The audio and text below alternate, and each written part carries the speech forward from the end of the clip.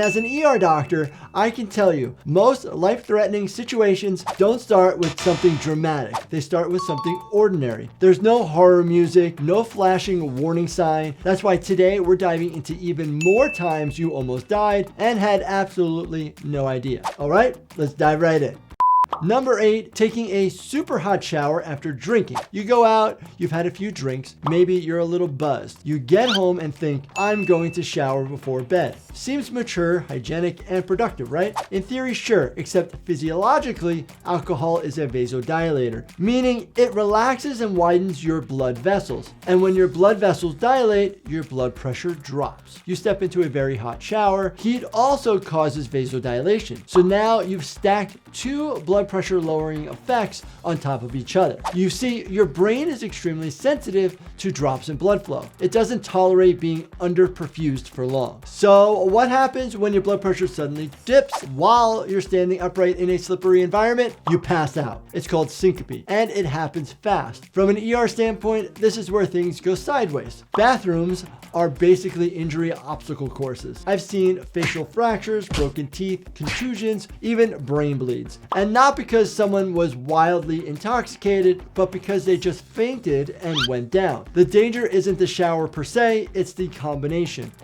Number 7, driving while severely sleep deprived. I'm not sure why we glorify sleep deprivation as a society. Between alleged financial gurus and college culture, they practically celebrate it. But here's the hard truth. After about 18 to 24 hours without sleep, your reaction time, coordination, and decision making begin to resemble someone who is legally intoxicated. Studies show being awake for 24 hours can literally impair you similarly to a blood alcohol level of 0.1, which is above the legal drinking limit in most states. The part most people don't realize is that severe sleep deprivation triggers something called microsleeps. These are brief, involuntary lapses in consciousness that last anywhere from 1 to 5 seconds. You don't feel them starting. You don't choose to close your eyes. Your brain just temporarily shuts down small portions of awareness because it's exhausted. Now, do the math. At 70 miles per hour, in 5 seconds, you've traveled over 500 feet without active awareness. From an emergency medicine standpoint, this is where tragedy strikes fast. Motor vehicle accidents remain one of the leading causes of death in young adults, and exhaustion is a major contributor. Number 6, using a space heater too close to bedding. Some of the worst overnight emergencies I've treated at the hospital didn't start with reckless behavior per se. They started with someone just trying to stay warm. And space heaters are one of the leading causes of residential fires every single year. Space heaters can generate intense concentrated heat. If bedding, clothing, or curtains are within a few feet, especially synthetic materials, they can ignite. And modern fabrics don't just smolder, they burn fast and hot. And the real danger is that this often happens at night. You're asleep. You don't smell smoke right away. By the time your smoke alarm goes off, the room may already be filled with smoke. Oxygen levels begin to drop, and then there's carbon monoxide. You cannot see it. You cannot smell it. It binds to hemoglobin in your blood about 200 times more strongly than oxygen does, meaning your red blood cells literally can't carry oxygen effectively to your brain and heart. If someone is lucky enough to survive the fire, we're also dealing with burns, airway injury from smoke inhalation, and sometimes full trauma activations from people trying to escape through windows and falling. It all started with just trying to stay warm.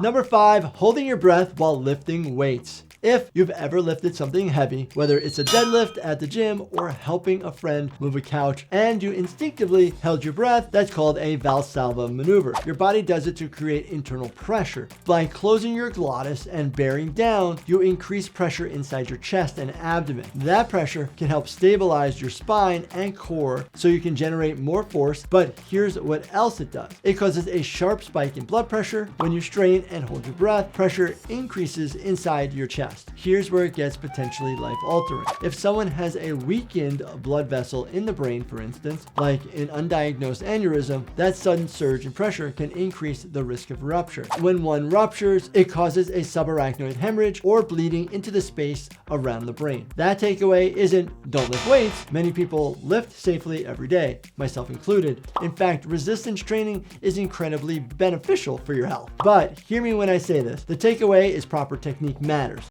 Number 4, eating raw cookie dough. I know what you're going to say, but Dr. Wagner, we've all done it. It feels harmless. And for years, the warning was always about raw eggs and salmonella. But here's what most people still don't realize. The bigger issue nowadays isn't always the egg. It's what's lurking in the flour. You see, flour is a raw agricultural product. It comes from wheat grown in fields, exposed to soil, animals, water runoff, and other environmental factors. And unlike ready-to-eat foods, flour does not go through a kill step to eliminate bacteria before it's packaged. That means organisms like E. coli can in fact survive in the final product, and because flour looks dry and shelf stable, people assume it's safe to eat straight from the bag. It's not. When contaminated raw flour is consumed, E. coli can infect the gastrointestinal tract. Symptoms typically start within a few days: abdominal cramping, nausea, vomiting, and diarrhea. In rare but serious cases, particularly in young children, older adults, certain strains of E. coli can trigger hemolytic uremic syndrome. It's a complication where red blood cells break down abnormally and clog the kidneys. It can lead to acute kidney failure.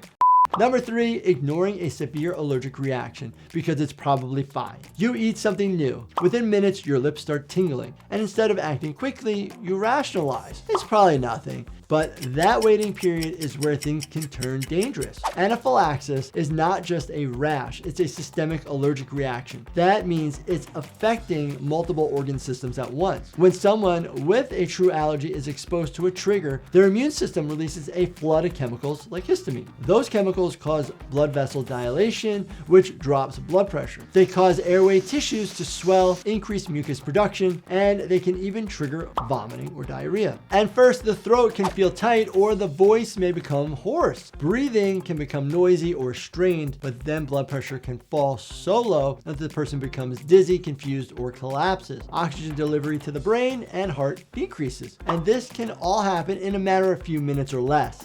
Number 2, leaving a car running in a garage. Even with the garage door open, this is one of those things people assume is safe because they've done it before without consequence. Modern vehicles produce less visible exhaust than older cars, but they still produce carbon monoxide. And in a partially enclosed space like a garage, even with the door open, carbon monoxide levels can rise quickly. The gas doesn't just float straight out, it lingers, and it can seep into the car or even the house itself through doorways, vents, and cracks. The reason carbon monoxide is so dangerous is because it doesn't irritate your lungs. You won't cough, you won't feel choking or burning. Carbon monoxide is colorless, odorless, and tasteless. Early symptoms are subtle usually too. Things like a dull headache, maybe some dizziness, then confusion worsens, coordination falters, and you become drowsy. And that's the terrifying part. You get sleepy. You don't panic, you just lay down and fall asleep, maybe forever.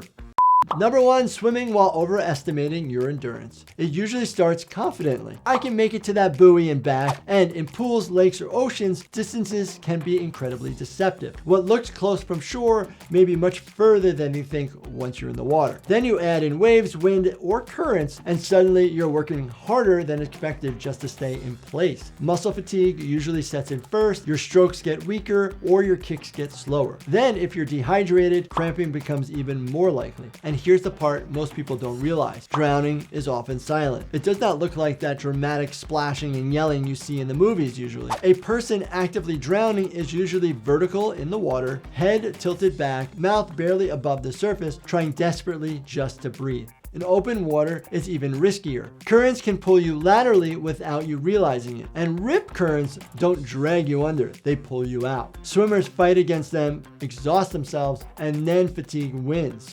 Most of the time, your body handles these situations just fine. But every once in a while, the wrong chain reaction happens. Did any of these times you almost died surprise you? Let me know in the comments below, and maybe I'll include it in a part 3. If you found this video interesting, do me a favor and binge watch this entire playlist right here. And as always, make sure you subscribe, turn on your bell notifications, and hit that like button for me. Thank you so much for watching, and stay healthy, my friends.